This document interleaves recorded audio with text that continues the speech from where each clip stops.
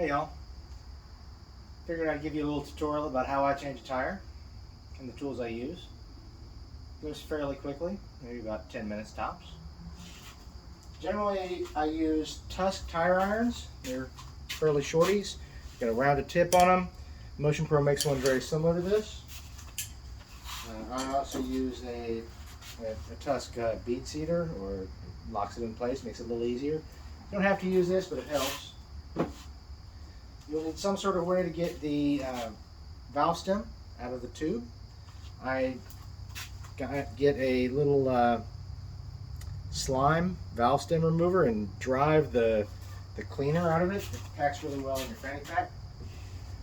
You'll also need a 12 millimeter and a 13 millimeter wrench to deal with your valve stem nut and the rim lock. And this is the coolest thing ever. It's a K&L tire tamer. Absolutely not necessary, but man, it makes like putting the tube in the hole so much easier. So I have a couple other tire tools. I've got a bunch of other tire tools. In fact, I've got some Motion Pro long levers. I've got some old Craftsman long levers as well. And these are my trail. This is my trail kit. Are these small Motion Pro levers. These things will bite a tube if you're not careful. They're really small on the tip, and they can be, you gotta be really careful. You never want to turn them over 90 degrees. That's really the trick on these. So,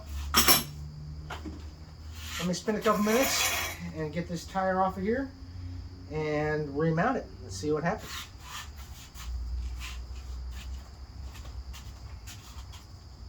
First thing I want to do is take the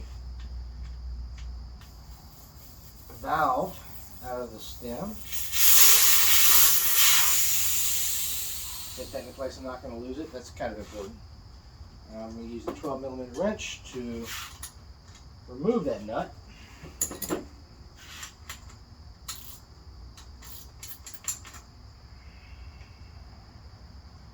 Then I'm going to take the rim lock off. You know, I work on bikes kind of as an avocation, partially as a vocation now.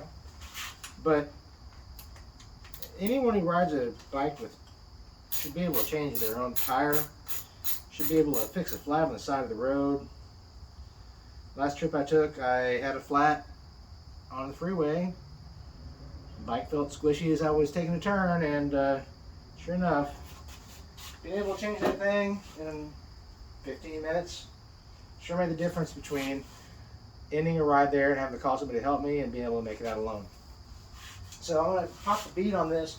There's a trick that I learned a long time ago. It's 2 up and 2 down. Dirt bike tires are pretty soft. These are well lubed, so they're going to pop right off. But if you're having a hard time getting your bead off, if you take your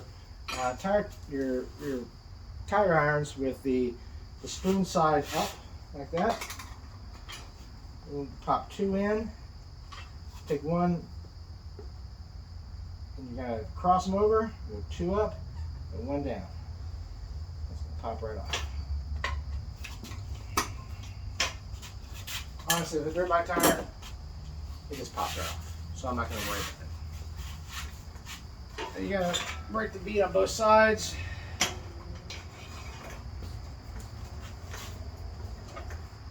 My rim lock is entirely loose. Push in and out easily, but it's still on the threads. I want to keep that rim lock on there. I always like to use, when I'm actually taking the tire on and off, I like to keep the brake side up so I can use that as a helper. Now, the trick to this is keeping the bead in this drop center. There's a drop center here that is a hollow area that can help it seat. That allows the other side room to go down. I always want to do this, the rim lock be the first and the last portion that comes off. So I'm going to go ahead and take that off first. That way that side pushes down real easily. Let's take 3 tire irons in, work this side down, that over, Yes, sir. Now you can tuck that one underneath there. The rest of this comes off really easily.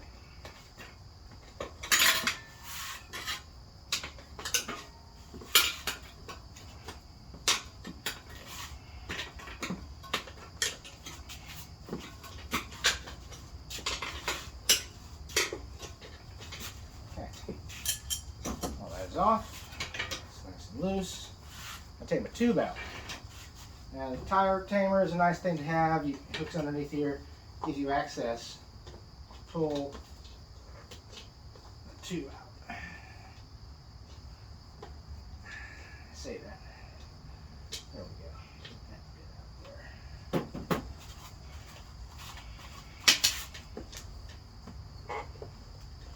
there. These are heavy duty tubes. I think they're like a 3 or 4 millimeter tube. You know, you don't really necessarily need to run bigger tubes. You don't necessarily need to run slime. What you need to do is be able to change it if you come across it. Make sure your tubes aren't really old. I've had a couple instances where I've found out that the tube that I had in my riding gear in my backpack was cracked from dry rot. So at least once a year, buy new sets of tubes. The ones I've got right now, and I kind of like the best, are these Sedona tubes. They pack really small. They're not extra heavy duty tubes, but they pack real small. This is it's 21-inch front. Out of the package, it fits pretty well in the backpack. That's what I like to use. I'm going to put the same tube back on. But now that we have this out, we'll go ahead and put the valve back in there. You don't want to lose your valve. And I'm going to set this aside for a second here. So, if you have a flat, you need to check your tire. You got to figure out why you have a flat. I mean, it might be a torn tube, but why'd your tube tear? So always pull the tire off. If you can't pull the tire off, the absolute minimum you need to do is take a rag and run it all the way inside the tube to find if there's any hanging spots, anything that's catching. Because the last thing you want to do is change the tire and put it back on the bike and run flat immediately again. That's no fun. I mean, believe me, I've done this a bunch of times. I've done that a bunch of times. So take this off of the rest of the way off. We're going to leave that rim lock alone. I'm going to work on this other half here. Take the tire iron, go down inside, catch on the bottom edge. I don't know if you can see it there. It catches on the bottom edge. I'm going to do that in a couple different spots. Really, it doesn't take much to get this off once it's at this point.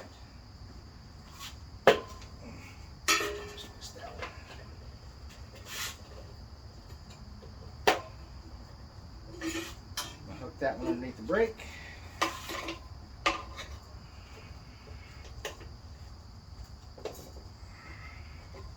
Basically, at this point, it's off.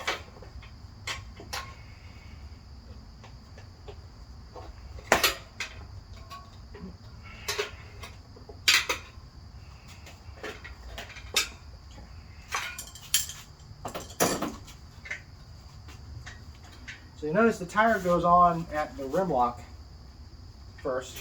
It comes off last. All right. Let's remount this bad boy. A rim lock over here where I can access it. I'm going to use another tool that is important as well. You can use soapy water in a sprayer, but that ends up leaving a lot of moisture inside your rim, and that can cause rust on the backside of your spokes, which may not show up immediately, but will show up eventually. So it's not too expensive to get like a tire mounting paste, a big can of this stuff. It takes, you might have to reapply this a couple times. Sometimes you still have to use the spray, but this stuff is wonderful. It really does make a world of difference. And I use generally a rag to put it on. So take the tire, keep it up real good, and just get that bad boy lubed up. Doesn't take a tremendous amount, but and a little more lube. This stuff dries. It doesn't get sticky, but it doesn't stay slimy either. I've seen people try to use, well, in fact, I've seen people use WD-40, and that causes all kinds of problems in the long run. So we've got our rim lock here. I'm going to tuck underneath the rim lock. This is a non-directional tire, so it does not matter. I can turn this thing around if I want. This is a Pirelli XCMH, which is my favorite front tire for a dirt bike on earth. Push this thing in there. Sometimes I'm just able to throw them on, but sometimes I'm going to work it around. Work it around just a little bit here. So I have about half of it on. I'm just going to put a couple irons in and roll it over. Now this tire stand I'm using is a Tusk tire stand. It's your basic, fairly inexpensive tire stand. I welded it all up so it doesn't twist and stays at a set height. That's just how I like it. This is the height I like it, so that's what I set. Okay, got that side on. I'm going to go ahead and put a little bit of air in my tube. I put the valve stem back here, the valve back inside. You want just a little bit of air, not a lot. Yeah, somewhere around there. It might be a little much. Basically, you want to have a little fold when you hold it up. This way it holds some shape inside there and it doesn't pinch nearly as often. It may pinch, but not nearly as often. Okay, so I've got our valve stem hole. I'm going to shove the tire back in and then line everything back up.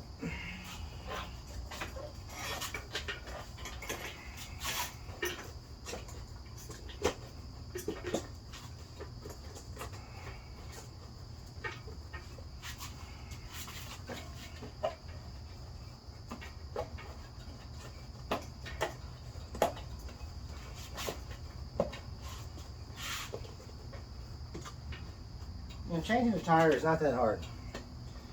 Now, I've done a lot of tires. I've done lots and lots and lots and lots and lots of tires. So it definitely doesn't feel hard to me.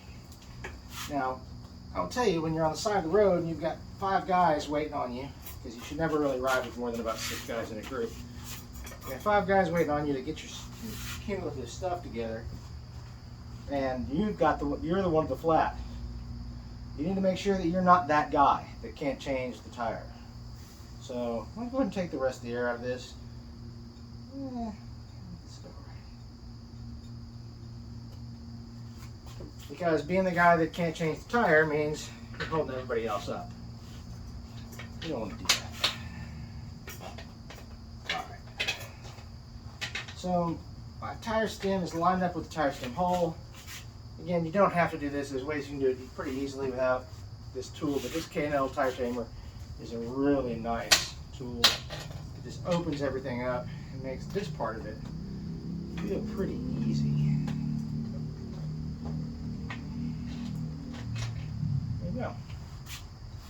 Right through the hole. Now, once you get that through the hole, take your nut. There's 2 nuts that come on tubes. The one that's right up against the tube, always leave that on, fully tightened up all the way against the tube. The other one, you just want to barely put on the threads. Make sure it's nice and straight. And now that I've got all that on, I'm going to put one more application of Goop tire changing paste, just because I want my job to go easy and I want this to look good.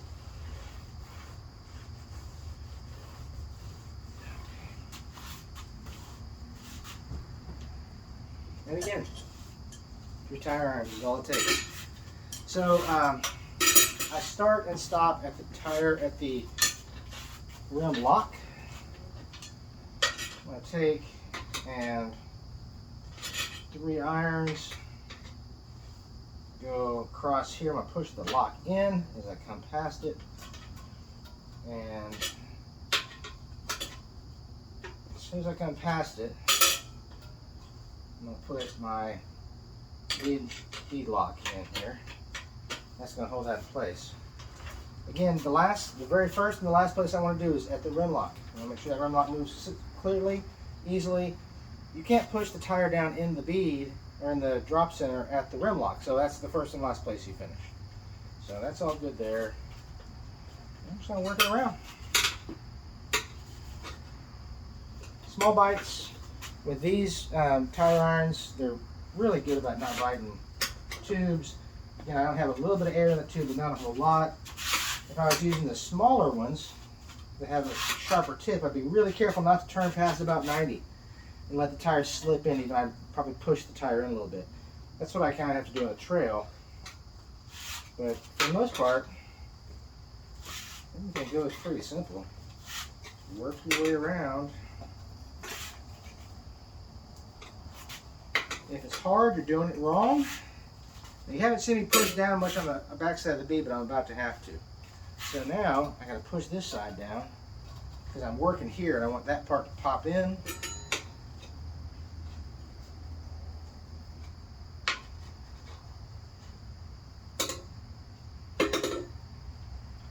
That's perfectly fine. Move over here a little bit more. 3 beads. I like the tire iron like this, or the tire changer like this with just the long center stem. I can change street bike tires on this with a couple different adapters and do a little different. Of course, you can always change them with tires. Now look, with tire irons. I'm near the end. This is holding this lock in. My bead lock is there. When I get to the very final push here, I'm going to push the bead lock in and roll it over, and it's going to, of course I don't have the best angle for this, it should just pop right in. Make sure that rim lock pushes in nice and easily. And it does, it feels pretty good. Take the piece off. Now, seating the bead, there's a line around the edge of the tire that you want to make sure you can see all the way around both sides of the tire. So before I do that, I'm going to put one more, not too liberal, just slightly liberal piece of goop on the tire. Help pop it in. This top side I just recently did, so it shouldn't be that bad.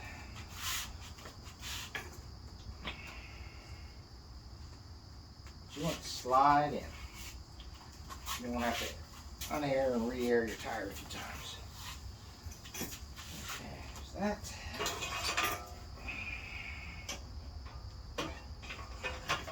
Pop that off the bead. That was almost set to begin with. A lot of bead goop still sitting on here, which is what I want.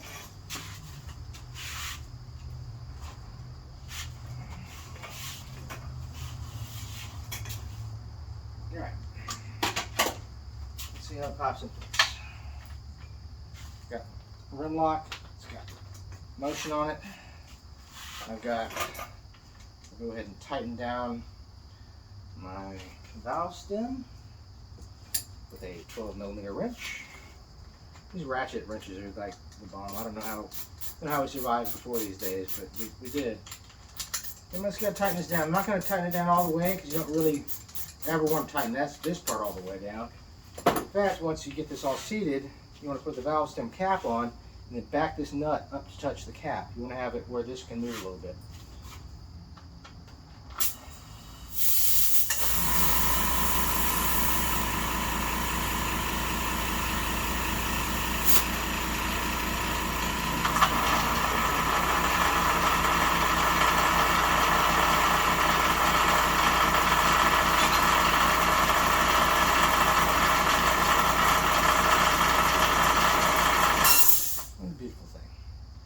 Okay, as I did that, my valve stem kind of pushed out just a little bit. The nut moved away from the rim. I'm going to go ahead and check my pressures. The bead's set. On a street bike tire or a tubeless tire, you'll hear generally a pop when the bead locks into the rim. That's really important you have that. I'll show you here in just a second what the rim lock, or the bead should look like around the edge of the tire.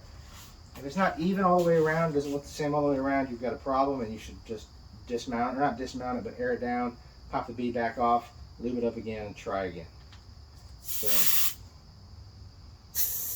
and you should never put too much pressure on these things when you're trying to seat them. Up to about 40 pounds is fine. I run really low pressures on my off-road bike, and pretty much what I've got right now. So I run about 15 psi for my normal operating pressure, unless I'm actually got my tubeless set up for off-road, and I run 10 psi for that. Sometimes even lower than that. So I'm at 15 psi. We're good there. I'm going to go ahead and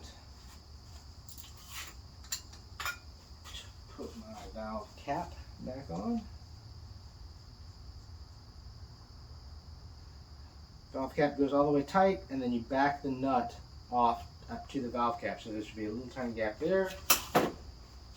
And your 13mm will tighten down your rim lock. I've had rim locks save the day. I'm not a huge guy. I'm fairly light, about 175 pounds. And my bike is under 300 pounds wet. So I can actually ride my bike with 0 tire pressure if I'm going in a straight line. Off-road, I generally run anywhere from 5 to 10 psi. On pavement and dirt road and the dual sport stuff, generally I keep it around 15. I hardly ever go much higher than 15. If I'm completely flat, the way I know it is because I'm trying to take a corner and it feels wallowy. Normally on a straight line, I won't even know. So here we go. Last thing on this is the bead right around here. You want to make sure that bead seats in all the way. I'll go ahead and show that. Kind of hard to see, but it's even all the way around.